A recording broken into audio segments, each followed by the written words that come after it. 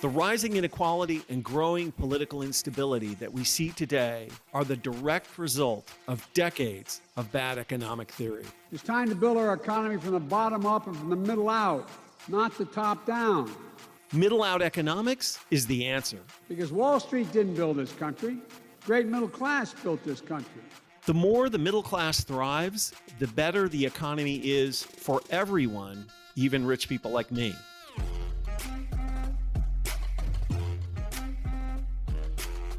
This is Pitchfork Economics with Nick Hanauer, a podcast about how to build the economy from the middle out.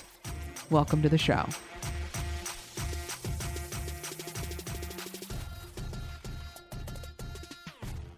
Hey Pitchfork listeners, Goldie here. If you've listened for a long time, you know we talk a lot about middle out economics. That's our thing. And so we're really excited to have coming up, I think actually released today, a whole issue of Democracy Journal dedicated to the middle out moment. And here to talk with me a little bit about what's in the issue is the journal's editor, Michael Tomasky. Michael, welcome. Thanks, Goldie. Great to be with you. Yeah, so I know at least two of the authors in this issue. Nick and I have a piece. That's right. Give me a little background on the inspiration for this issue and what's in it. This goes back a ways, but I'll try to do it fast. Nick, as you know, Nick Hanauer and Eric Liu started writing about middle-out economics and coined the phrase back in 2011, 2012.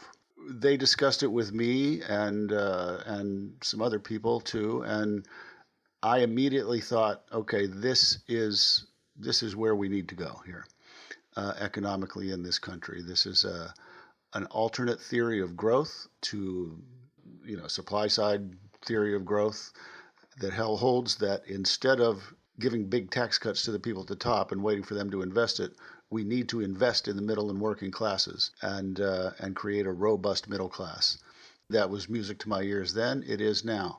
The Democracy Journal did its first issue called The Middle Out Moment in 2013. Nick and Eric wrote in that, and a whole bunch of other people, some of whom I think reappear, maybe in this current iteration of it. But anyway, I say this just by way of telling people that Democracy Journal has been in this fight for more than a decade to try and advance middle-out economics. And you'll recall that Barack Obama used the phrase for a while back in 2013, 2014, and then dropped it. So along comes Biden in 2019, 2020 as a candidate and starts using it regularly.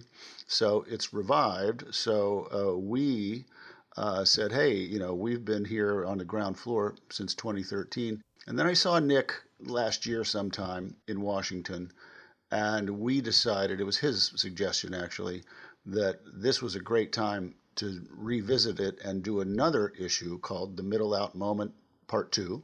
And that's what's coming out, as you said, today online. And then later this spring, in April, we're having a big conference in Washington in conjunction with this issue, but also more broadly to just try and spread the gospel. Yeah, and this middle out moment is a little different from the last. I'd say the last one was more, it was the right moment for the idea and for a new narrative. But this middle out moment feels a little more concrete because Biden just doesn't talk middle out. He governs that way. Yeah, that's exactly right. And so this set of articles has 3 or 4 pieces that look at what the administration has done through a middle out lens and says, here's what's succeeded, here's what hasn't succeeded quite so well, and here's the work that remains to be done. But yeah, now we have tangible victories, legislative victories, and regulatory victories in the antitrust realm, for example, that we can point to and say, here's how this is working on the ground. And we don't say it's all perfect, right, because, what is in that involves human beings. But we do say that this is a great start and that we're changing, as we have long wanted to do, the economic paradigm away from free market neoliberalism toward something that is more built around public investment, promotion of worker welfare, and promotion of competition. So we're going to hear a little from some of the authors talking about their pieces on this episode, but give us a little heads up of some of the people contributing to this issue. Sure. Well, some former administration officials have written pieces that benefit from their experience. Bharat Ramamurti worked on the American Rescue Plan. He writes about that. Ronnie Chatterji worked in the administration and writes another piece that looks at the investment in workers' welfare. And then other people who just are very close to the story and know what's going on. Heidi Shierholz, the head of the Economic Policy Institute. Sandeep Vaheesan of Open Markets Institute, Felicia Wong and Todd Tucker of the Roosevelt Institute. All people who are very immersed in this and really know the score. But before we hear from those authors, tell us a little bit about the conference that's coming up. When is it? Is it open to the public? It's not exactly open to the public, although if people hunt down my email and want to write me and see if they can come, they can probably we have a come. very elite audience here, so you may be hearing I know. from more people than you Yeah, imagine. no, I know. And so, that's fine. I should mention, I did this accidentally. I mentioned everybody but one person. So I'm going to mention Tara McGuinness of New America, who's a great champion of this work and who wrote a terrific piece for the issue. So those are all the contributors, along with Goldie and Nick. Now, the conference in Washington, April 8th, 9th, and 10th at the Salamander Hotel. And we gave it this name, Redefining the Center, How to Make Middle-Out Economics the New American Mainstream.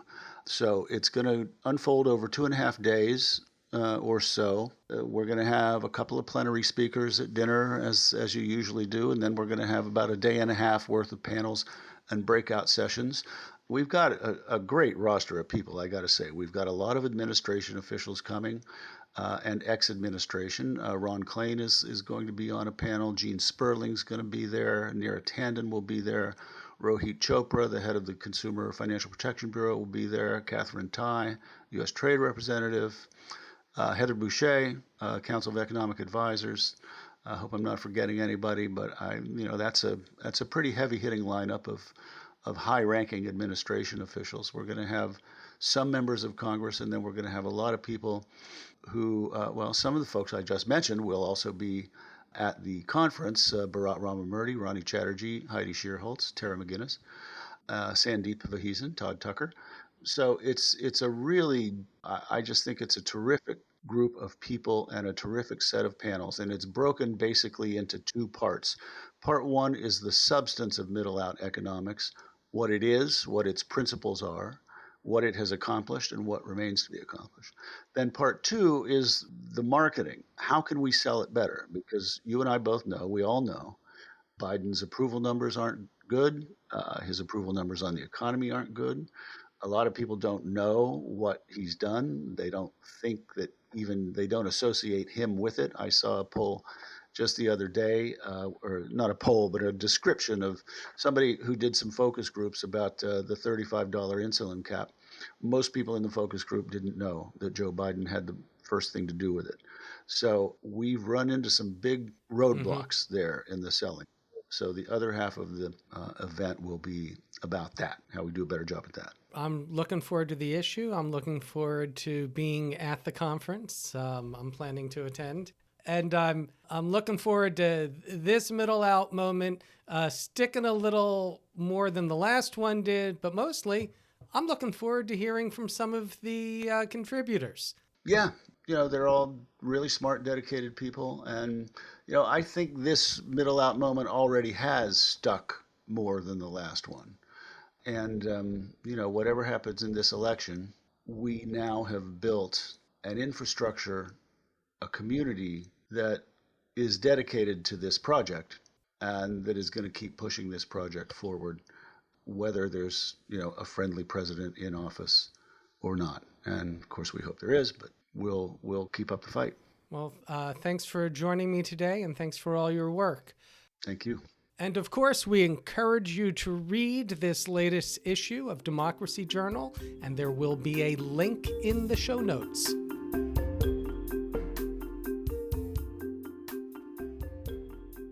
So I'm Felicia Wong, and I'm president and CEO of the Roosevelt Institute. I wrote a piece for the Middle Out issue of Democracy Journal that is about building economic power. One of the questions that a lot of people ask is, well, what is middle out economics? What is the new economics?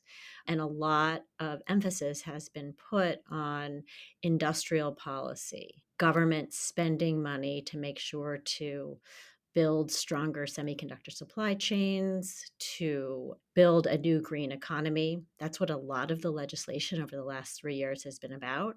And that is really important. But what my piece did was to stitch together that government spending argument with a building power argument. Because the other thing that middle out economics really does is to move more power to workers and more power to working people.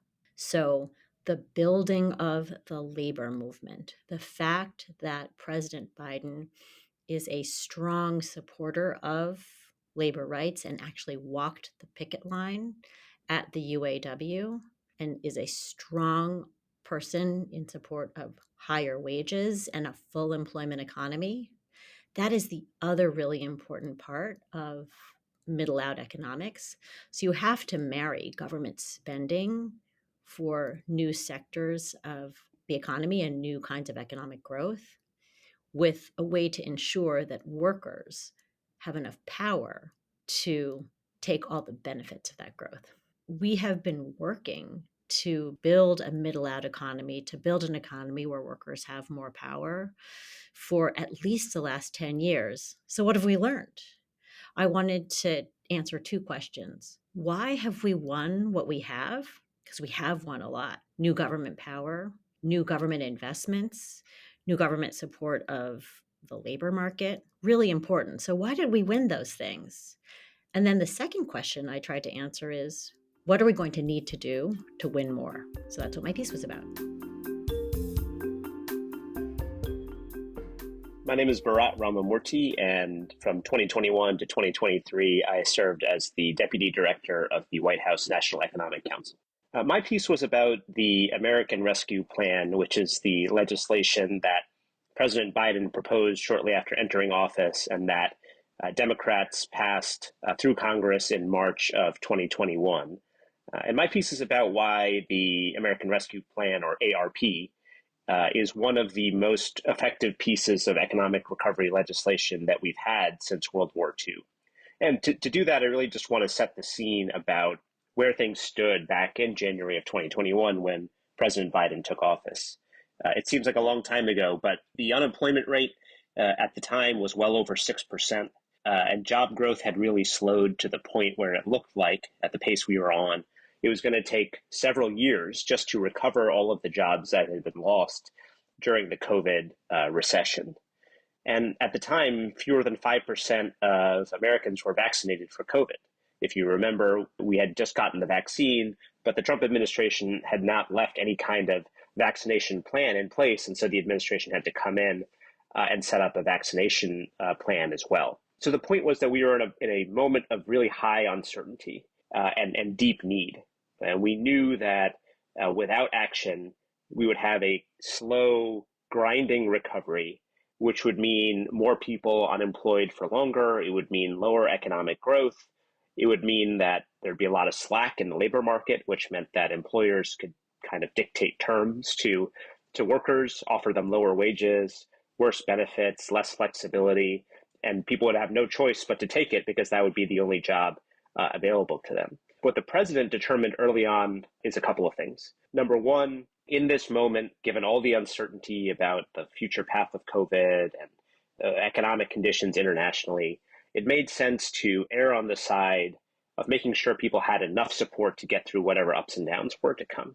And the second thing he decided was that because we could not count on Congress to give us a second bite at the apple, in other words, if this first piece of recovery legislation wasn't big enough, didn't quite do enough, it would be hard to come back and get more. That's what history had shown us. And that was another reason why he believed that we needed to err on the side of making sure people had enough to get through this crisis. And what ended up being proposed and what ended up getting passed through Congress was one of the most effective pieces of legislation, one of the most middle-class, lower-income focused pieces of legislation that we have had in this country's history. There were stimulus checks or stabilization checks of $1,400 that went to basically every adult and child in the United States that made a middle-class income. There were some tax cuts for parents with young children. There was money that went to state and local governments to help stabilize their budgets to make sure that they didn't have to cut back on really important programs or lay off a bunch of state and local workers. And there was money to make sure that people didn't get evicted from their homes, money to make sure that renters could keep up on their payments, money to make sure that people could keep up with their mortgage payments so they wouldn't be foreclosed upon. And the result of that has been a truly extraordinary recovery in a few respects. Number one, traditionally during a recovery, lower income families are hit the hardest and take the longest to recover. But what we've seen in this recovery because of the American Rescue Plan is that actually lower income folks have benefited the most. Their wages have gone up the most quickly.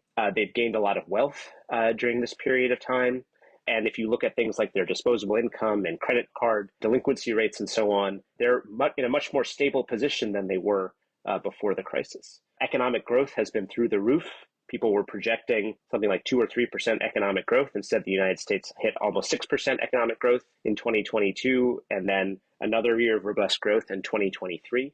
More than 14 million jobs created under President Biden, which is the 10 million that we were down from COVID, plus another 4 million ever since then. And in this recovery, we have hit the lowest Black unemployment rate, the lowest Hispanic unemployment rate, the lowest unemployment rate for people with disabilities that we've ever had in recorded history in the United States. So it has been a truly middle out, bottom up recovery. Now, of course, a lot of the critique of the American Rescue Plan is from people that say, oh, this is what led to all the inflation that we had. And that's really not borne out by the evidence. And that's the last thing I get into in my piece. There's been a lot of different analysis of this from a lot of objective researchers. And what they found is that, yes, the American Rescue Plan, in conjunction with all of the other relief that went out during the Trump administration, probably contributed 2 or 3 percentage points to inflation. And if you remember back in 2021, 2022, when inflation peaked, it was at about 9%. So really what folks are saying is that instead of maybe 6 or 7% inflation, we had 9% inflation. And so we still would have had really historically high inflation, even if we hadn't passed the American Rescue Plan. That's because we had all these supply side disruptions. And so the world in which we hadn't passed the American Rescue Plan, yes, maybe we would have had slightly lower inflation, but still high inflation. But we would have way less growth, way lower employment.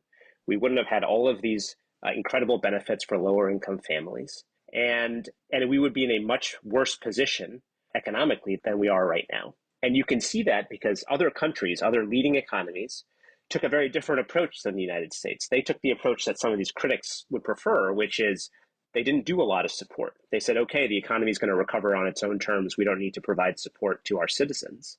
And what they have had is really high inflation, but much lower growth. And as a result, the typical middle-class family, the typical lower-income individual in those countries is really struggling in a way that they are not based on the data here in the United States. And so my final point is, to me, this shows the roadmap for a successful economic recovery bill, which is when you have this kind of downturn, what you want to do is act quickly to stabilize the finances of your typical American household. You do that by giving them cash, by giving them tax cuts that they can feel immediately, and by really trying to insulate them from the worst downsides of an economic decline. So making sure that evictions aren't happening, making sure that foreclosures are minimized, making sure that people aren't defaulting on their other forms of debt, because that has all sorts of lasting consequences. And so what you really have in the American Rescue Plan is a guide for future policymakers about how to avoid long downturns and how to have a very bottom-up and middle-out economic recovery.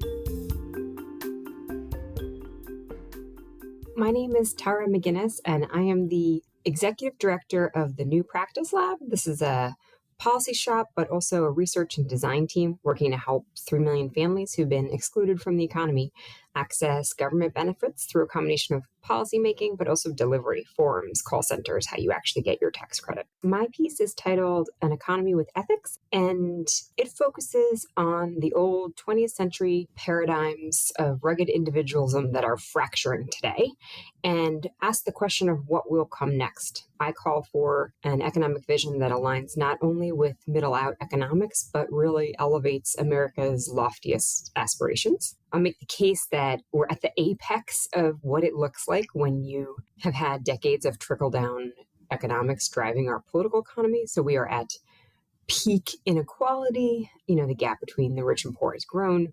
We are at peak racial wealth gap. This has been increasing year over year. Peak coal, peak oil, peak greed. If you think about the gap between the CEO and worker compensation hitting an all-time high in 2021.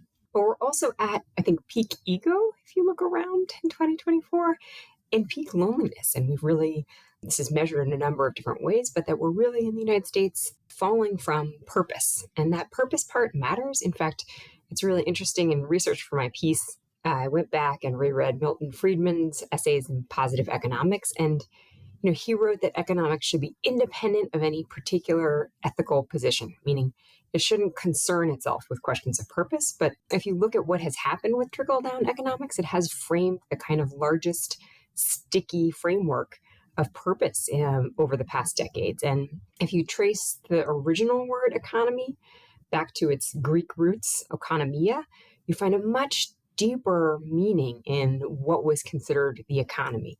A much closer connection to ethics and the good life. The ancient Greeks who wrote about economia believed that humans lived in a world of natural abundance and had, what they needed to survive. And this is a really different framework for how we think about the economics of today. This piece engages the idea that middle-out economics, of course, must seek concrete policy goals. There will be other pieces you're probably featuring on fair taxation and higher wages and consumer protections, but that we can't forget that we seek more than policies, that we seek a better life.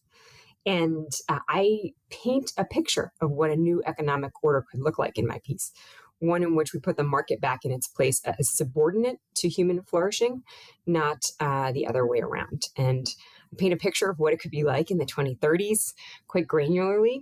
And then I walk us back to 2024 and some of what I describe as glimmers that suggest maybe things could be different from the peak era we're living in. For example, in 2022, more electricity was generated from renewable energy than coal for the first time. You see a change in how we're making things and where we're making them. West Virginia, former coal miners are among the first production workers in some of the new cobalt-free battery plants that are being built across the country thanks to federal investments. There's also been a real shift. I think it's hard for people to imagine in this very tough era that we're making huge grounds for care workers.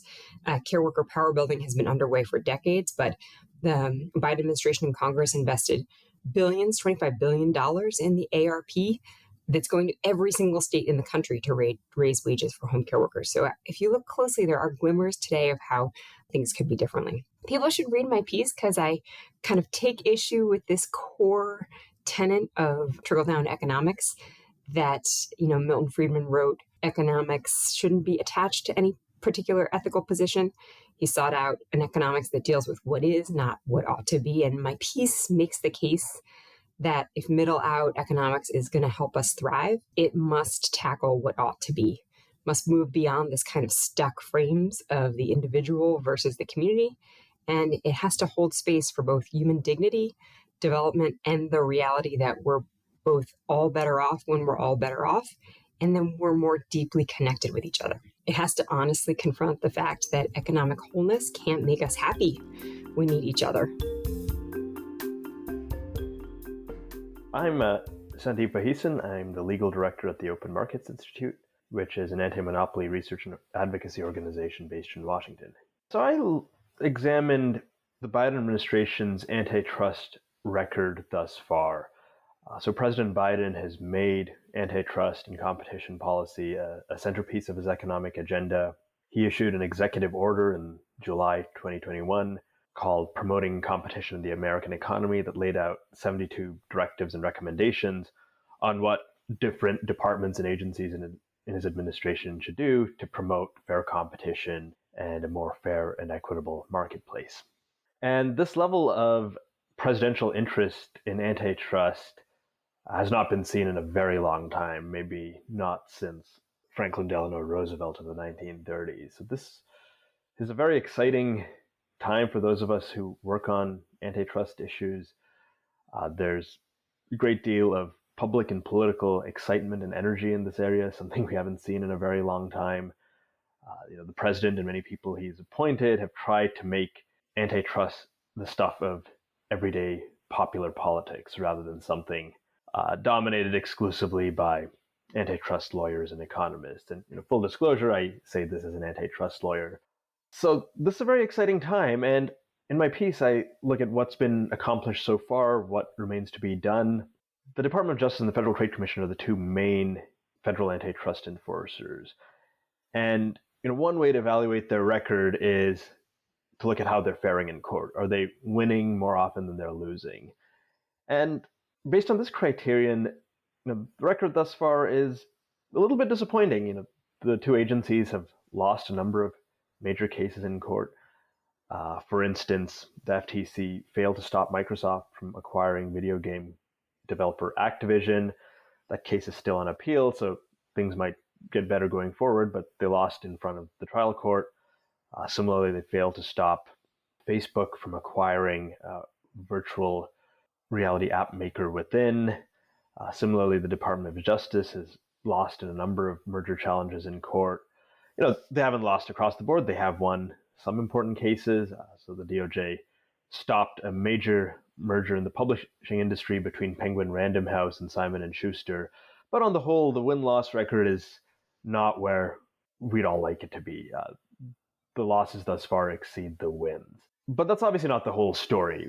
We can't just count up wins and losses and assess their performance based solely on that. We also need to look at the type of cases they're bringing, the industries that they're prioritizing, and I think there's been a noticeable shift. So for instance, the two agencies are committed to protecting workers from employer power. So the DOJ has brought many cases challenging wage fixing and no hire agreements between employers. The FTC proposed a major rule at the start of 2023 where they proposed to ban non-compete clauses for all workers, regardless of income or occupation. So there's a real interest in protecting workers, and that's new. We haven't seen that arguably ever. So the two agencies are breaking important new ground here. Second, they're taking corporate consolidation more seriously than past administrations. They're trying to stop mergers between competitors, but then also mergers between firms in a buyer-seller relationship, or what we call vertical relationship. So the Microsoft Activision merger was a vertical merger. Microsoft makes the Xbox gaming console. Activision produces video games. They're not head-to-head competitors. Nonetheless, the FTC tried to stop that. The FTC has successfully stopped a number of other vertical mergers, including between NVIDIA, the chip maker, and ARM, which controls technology used in those chips. So you're seeing a real step up in anti-merger enforcement, and that agency showing interest in a wider range of corporate consolidations, not just mergers between competitors, which is where the agencies have been focused for a very long time. So those are two notable changes under this administration, notable and worthy changes. Obviously, I haven't mentioned the elephant in the room yet. These are the cases against the big tech companies. So right now we have federal cases pending against Facebook, Amazon, and 2 against Google. These cases have the potential to be transformative. They could create a much more equitable digital economy. But in many ways, these cases build on what came before. Some of this actually started under the Trump administration, which might surprise many people. And then many states have also been moving against these tech companies. So if you look at the tech lawsuits, this is an area where the DOJ and FTC are doing important work, but really building on what came before President Biden took power in January 2021. And then last but not least, I think we also need to look at what remains to be done. And I think the agencies have done a good job turning the battleship, but they're still in the very early stages of turning the battleship. And I think there are a number of things they will need to do if the president gets a second term this November. And this includes, promoting fair competition through rulemaking and other forms of policymaking, limiting top-down control in the economy, whether it's in the fast food business or the gig economy. And then last but not least, allowing more small players and independent workers to organize. So right now, and this is probably surprising to many people, but independent contractors in our country do not have the right to form unions and go on strike. And in fact, if they do, they may be committing an antitrust violation. So in some ways, we need antitrust to be a lot more aggressive with respect to the Fortune 500, but then we need antitrust to pull back with respect to powerless actors like, gig workers and Amazon marketplace sellers. But these are important things that remain to be done in a second Biden term or a future Democratic administration. So all that said, I think some positive changes are underway. The president's interest in this area is really remarkable and exciting, but a lot of work remains to be done. I'm Todd Tucker. I'm a political scientist, and I work at the Roosevelt Institute. The focus of my work is on industrial policy and trade. In the Democracy Journal piece, I tried to look at what I think is one of the most interesting ideas to come out of the Biden administration, but not one that has been widely talked about or discussed. And that's the idea that Bidenomics and this turn that the United States is doing towards more active industrial policy, that it's not only good economics and good for jobs and good for the climate, but that also it's ultimately good for democracy itself. And I think that's a really interesting and underexplored idea. As someone who spent a lot of time thinking about development economics and sort of economic policy, economists are really comfortable with numbers and things that you can easily quantify. We don't always spend a lot of time thinking about the quality or depth of democracy, or even thinking about how democracy could be connected to economic policy or economic outcomes.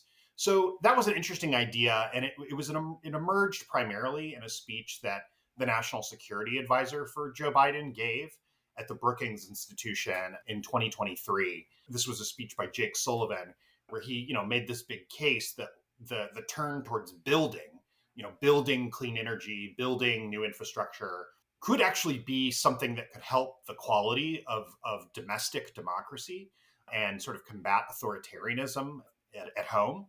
But it also could combat authoritarianism abroad. And I thought that was just a really rich and interesting idea, one that I wanted to unpack more. And so Democracy Journal was gracious enough to sort of let me do this, in thousands of words in their pages. But, I sort of take that idea and kind of break it into two parts. The first part is, does bad economics weaken American democracy at home? And could good economics make for better democracy? That's kind of part one. And then part two is, can the US, if that's true, that good economic policy can deepen American democracy, is that the kind of thing that we can actually export abroad? Where we can export sort of an economic democracy machine to other countries. So those are kind of the two parts that I look at. And, I think that the interesting thing in preparing this report is I had a chance to, do what I love doing best, which is just read a bunch of academic research on the topic and then try to distill it and make sense of it for a broader audience. But I think that, one of the things that we see in the economic literature is that there is actually a link between sort of people's sense that the economy is working for them and their likelihood of supporting democracy and the rules of the game. There actually is quite a bit of research on that.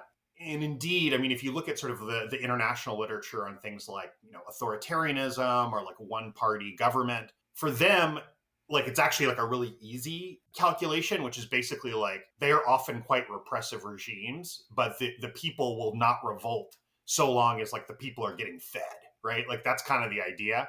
So for them, it's actually just a really simple equation. It turns out in democracies, it's a little bit more complicated, right?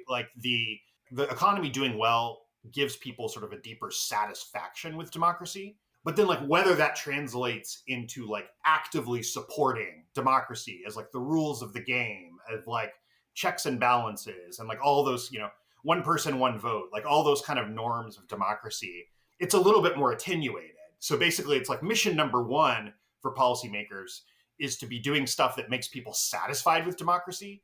And then if they're satisfied enough with democracy, you might actually get them to support the idea of democracy as well. And so it's a challenge, and I think it's a balancing act. So there's a lot of good evidence, but it is like a complicated story.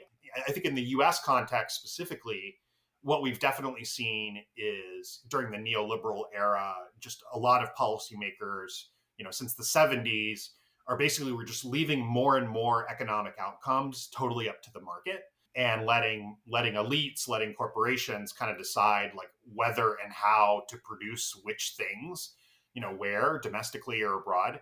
And, that's something that I work at the Roosevelt Institute, and part of our job is to, study the legacy of Franklin Roosevelt and that administration, and that was definitely not how they were doing things in the FDR era. They were like using a strong, publicly accountable democratic hand, small d democratic hand, to guide some of the most important economic decisions and actually put the thumb on the scale of working people and sort of a robust government role in the economy. So we've lost a lot of that in the neoliberal era, but I think that, the promise of Bidenomics or the new industrial policy or whatever you want to call it is that you begin to sort of reverse that and have there be more small d democratic input over the shape of the economy. And then again, sort of to go back to the thesis of the whole thing, that if you can make the economy work better, you might be able to make democracy work better and be more supported.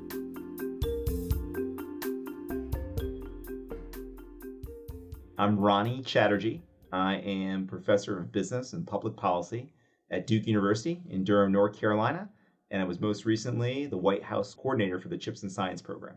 I'm Neale Mahoney, professor of economics at Stanford University. Most recently, I was a special policy advisor for economic policy in the White House National Economic Council. So Neale and I were both economists working together in the Biden administration, and I have to say we were fortunate to work there at a time when there was a lot of interesting policy going on. And one of those areas was the beginning, or the restarting of big public investments. One of the key pillars in middle-out economics that was happening during the Biden administration across both the American Rescue Plan and the Bipartisan Infrastructure Law, but notably the Chips and Science Act and the Inflation Reduction Act. And that's really what formed the impetus for us to write the piece. I think sort of the last 3 years were a special time. There had been a long-standing interest among Democrats, but I think also people in the center to make the investments to tackle climate change. And there had also been, I think, across-the-board interest in making investments in our nation's infrastructure, in our roads and bridges and ports and airports. But people hadn't got it done.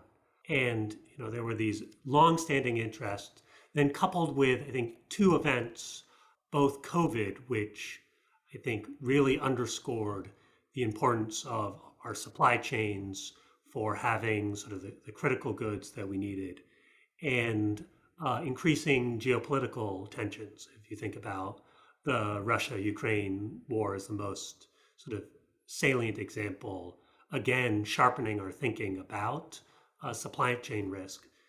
Those two issues basically created this moment where we could do big things.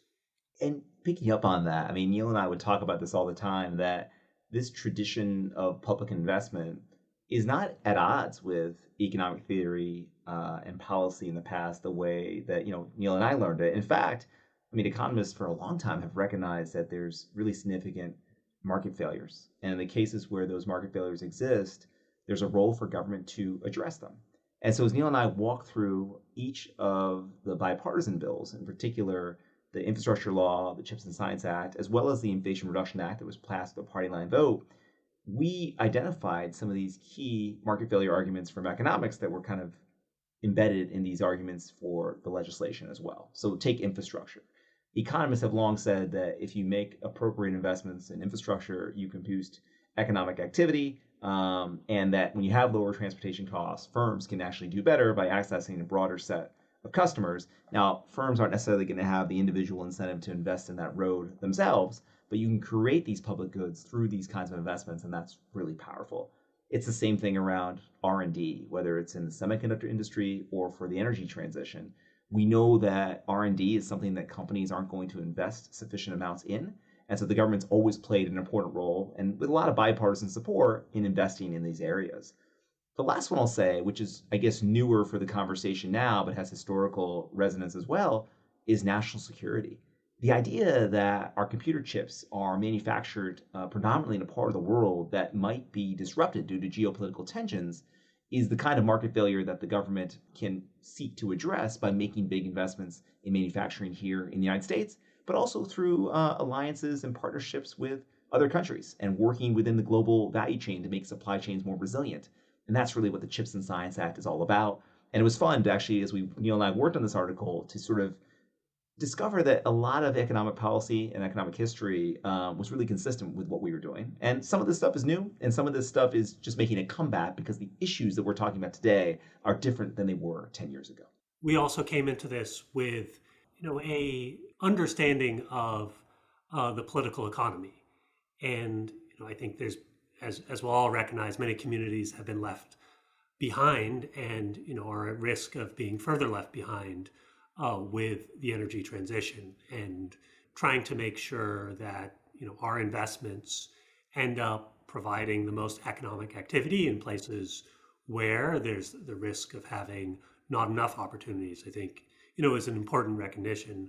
I think also on the global side, I think we have an acute understanding that, for us as a world to meet, our climate targets, that, it's not just making energy sort of clean and cheap in the US, but that India and China and emerging economies need to grow in a clean way as well. And sort of the investments in basic science that can drive down the costs of solar and batteries and wind end up providing sort of huge benefits geopolitically as we as a world try and meet our climate targets. The other thing Neale and I tried to put into this piece, which is, maybe for the future Ronnie and Neils out there who are going to be doing these jobs in government, it's just a call to be very rigorous about how we evaluate the impact of these programs.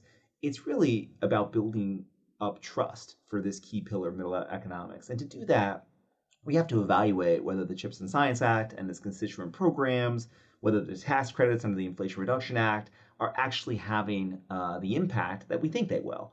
And I think that's something that we can do both with data from inside government, and I'm sure there's a lot of researchers at the Commerce Department, at Treasury, and others who can take this on, but also through collaborations with academics. You can think about these investments that are going to galvanize sort of industry in a particular place, but comparing it to other places where that investment did not occur, that look very similar to the place that received the investments, could be a really interesting approach. And there's many more methods that economists and other social scientists have used to do these kind of analyses, but we really think it's important, and we hope wherever possible that the key government agencies in this effort are going to share the administrative data with appropriate controls and transparency so we can do these kind of studies. Because at the end of the day, I think if we can figure out what works and under what condition it works, we're going to be better positioned in the future to make these public investments to the benefit of the American people. And that's really the motivation for the piece and what it's all about. And I'll just say, one more thing is that I think Ronnie and I have clear understanding that the job is not yet done, right? That we've passed this legislation, we're starting to write checks, but I think what the American people want to see, and I think what we want to see, is people who care about the quality of our infrastructure, scientific progress, the clean transition, is for factories to be built, for people to be employed, and ultimately, like, for new technology to be installed in people's homes all across our nation. And so I think for people who care about this initiative, I think they need to recognize that we've maybe run the first lap or the second lap, but for this period of time to be looked back on as a successful one, we actually need to implement, and we need to build. My name is Heidi Shierholz, and I'm the president of the Economic Policy Institute in Washington, D.C. In the decades following World War II, the U.S. economy totally thrived. We had strong growth, and we had growth that occurred across the income distribution. It wasn't just high-income people that saw growth. It was low-income people, middle-income people, high-income people. I'm not at all saying everything was perfect in the 50s and 60s. It wasn't. There were like major inequities by in particular race and gender. But one thing really worked, and that's that as the overall economy grew, people all across the income distribution saw gains. We really did have shared growth in that period. And the thing that I think is core about that is it wasn't inevitable. It was a policy choice that made that happen. It was macroeconomic policymakers that were targeting sustained low unemployment. It was federal policymakers that increased the minimum wage rapidly, regularly. It was well enforced. It was the federal government really safeguarding workers' rights to unionization. It was regulation protecting many other labor rights, and on and on and on. So we had this strong, broadly shared growth, and it was a policy choice. We were making policy choices that made that happen. But starting in about the late 1970s, we saw a big shift, like this neoliberal trickle down supply side. Those are all sort of names for the same kind of thing. That paradigm took hold, and members of both parties really thought that that kind of trickle down economics was the right way to manage the economy. And so policymakers really from both sides of the aisle really sort of went about dismantling the policy bulwarks that were really crucial to that broadly shared growth that we had seen in the earlier period. So macroeconomic policymakers started to tolerate really excess unemployment. The increases in the federal minimum wage became much smaller, much rarer. Policymakers like totally failed to update labor law to keep up with just the relentless attacks on unionization and collective bargaining. There were anti-worker deregulatory pushes all over the place. And what we saw, we sort of all know how that era played out, that we went from a period of strong growth that was broadly shared to a period of much weaker growth that was not shared at all. There was much weaker growth, and then the growth that did happen was largely captured just by corporate executives and other highly paid professionals and capital owners. Inequality absolutely skyrocketed. The wages for low and middle income people really tanked. Wage growth for low and middle income people really tanked. That was also a policy choice. That did not have to happen. That is what happened because of a series, because of this change in paradigm that led policymakers to make these changes that meant that growth was not broadly shared, but was being captured by the people at the very top of the income distribution. We can reverse that choice. We can make a different choice. And the one thing that I think is really useful as a backdrop to thinking about making a different choice now is that there's not one thing that's going to turn it around. There really was a really sweeping set of changes, and we need another kind of sweeping set of changes to halt and reverse those trends. And just talking about what those changes will look like as far as working people go, the changes that will make it so we see not just strong growth, but fair growth. We need to do things like keep unemployment low. The macroeconomic policymakers at the Fed, they really need to target low unemployment. And when their tools aren't enough, the members of Congress need to step in with fiscal relief to make sure that we have robust jobs recoveries, like they did with the American Rescue Plan Act that has landed us right now in one of the fastest jobs recoveries on record. So keeping unemployment low is really important. That means wages for working people grow much more strongly. We need to boost unionization. Right now, there's great interest in unions. The popular support for unions is at near record highs, but there is a massive gap between the share of people who are in a union and the share of people who want to be in a union, and that gap is policy. That gap is labor law not actually truly protecting workers' right to unionization, not protecting their right to collective bargaining. And so policymakers need to step in and reform labor law to make sure that workers who want to join a union actually are able to join a union. And we know that that has a really important effect in making sure that the growth that companies are seeing that happens in the economy is more broadly shared. We need to strengthen labor standards and their enforcement. The minimum wage is incredibly low. The federal minimum wage right now is $7.25 an hour. It hasn't been increased since 2009. It's just an outrage. Some states have increased their minimum wages, but there are many states that have the federal minimum wage, and it is just abysmally low. So strengthening the minimum wage, strengthening overtime protections, and making sure that those things are well enforced so that the workers actually see those rights. That's a key thing. Another set of things that policymakers should focus on is making sure that workers aren't allowed to be forced to sign away their rights as a condition of employment. And I'll tell you what I mean by that. Like right now, it happens all the time that workers are required to sign non-compete agreements in order to be able to work at a company. It's a condition of employment. You have to sign non-compete agreement. I think a useful way to think about why employers want to use non-compete agreements for their employees is because if you're not in a union, basically the only source of power that you have vis-a-vis your employer is the implicit threat that you could quit and go work somewhere else. You have no other leverage over your employer. You're just one person. They're the firm that you work at. But it is a source of leverage that you have. So when an employer makes you sign a non-compete agreement saying, I'm not going to work, if I'm going to work here, I am saying that I will not take another job at a competing place for, some certain amount of time, often it's like 2 years.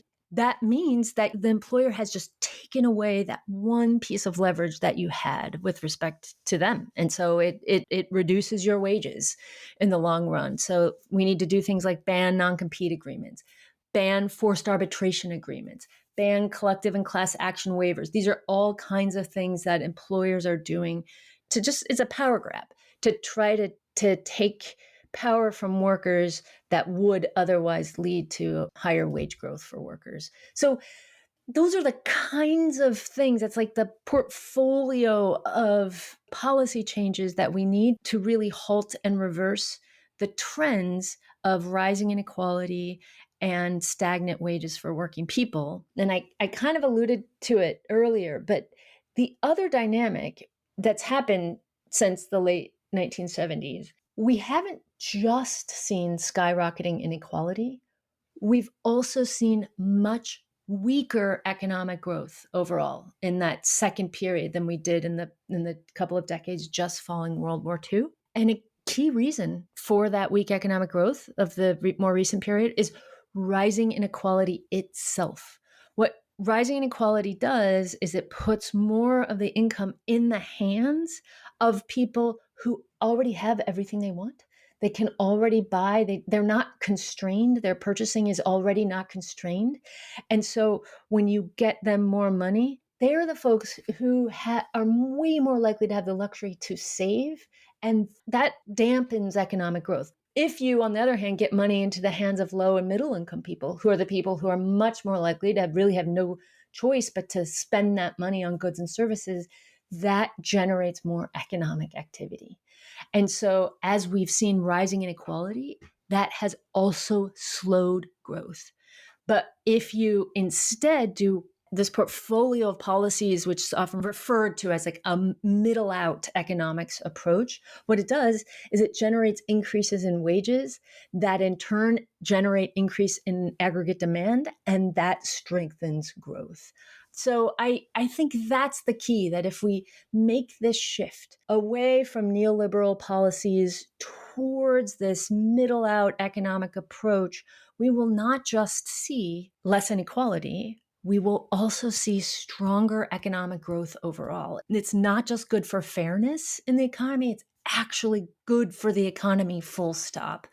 And then I just think, even though everything I've just said is true, it seems like a no-brainer that we would want to do this. I think it really is. It's just far from inevitable that policymakers will choose to make those kinds of changes.